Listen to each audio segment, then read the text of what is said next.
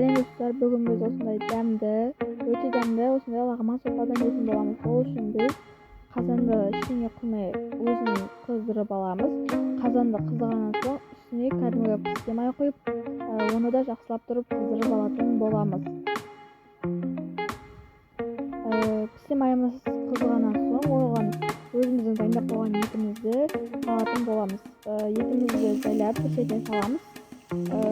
Одан соң ет салғаннан соң оны жақсылап қыздырғанша 5-6 минут қуырып алатын боламыз. Осылай бірінші жақсылап араластырып, одан соң қақпағын жауып қоямыз.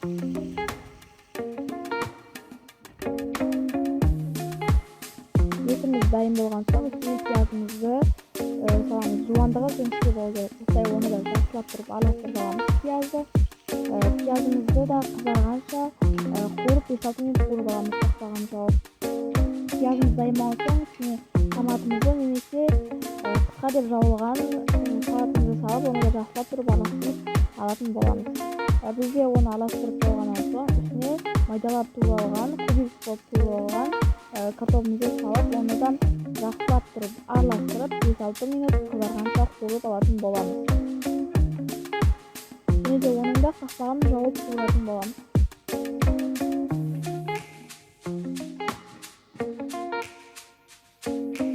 Біздің картофеліміз дайын болғаннан соң үстіне қайнамаған кәдімгі ыстықтау тұзды құятын боламыз. Біздің суымыз бір қазан болу керек, өйткені біз ол су арқылы сопаны дайын болады. Осылай құямыз. Барлығы толып тұру керек қазан.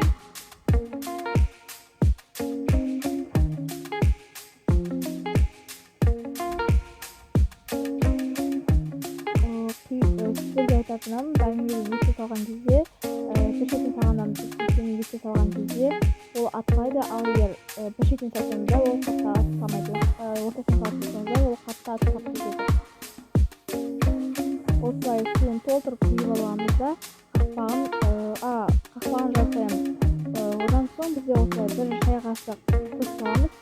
Тұзды біз осылай саламыз. Тұз егер де еттеріңіз тұздалған болса бір шай қасық, тұздалмаған болса бір шай қасық. Одан кейін осылай дайын лағманды алып, бөлек қазанға немесе кастрөлге осылай салып аламыз. Бұл лағмандарды салып алғаннан соң, оның үстіне ыстықтау су құятын боламыз. Толтырып су құямыз.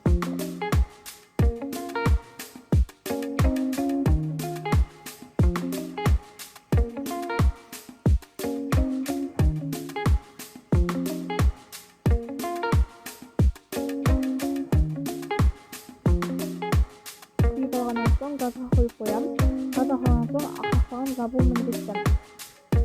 Өйткені қақпағын жаппасаңыздар, олар қайнамай, суы тартылып кетуі мүмкін. Одан соң дайын болып қалған кезде осылай бір ас қасық тұз салып, жақсылап араластырып жіберетін боламыз. Біздің сопамыз дайын болған кезде картофель есе оңай. Онда біздің сопамыз дайын деген сөз. Міне менің сопам дайын болды. Енді лағманым да осылай дайын болған соң шоқымен бөлек ыдысқа осылай салып алдым. Міне достар, біздің тамағымыз дайын.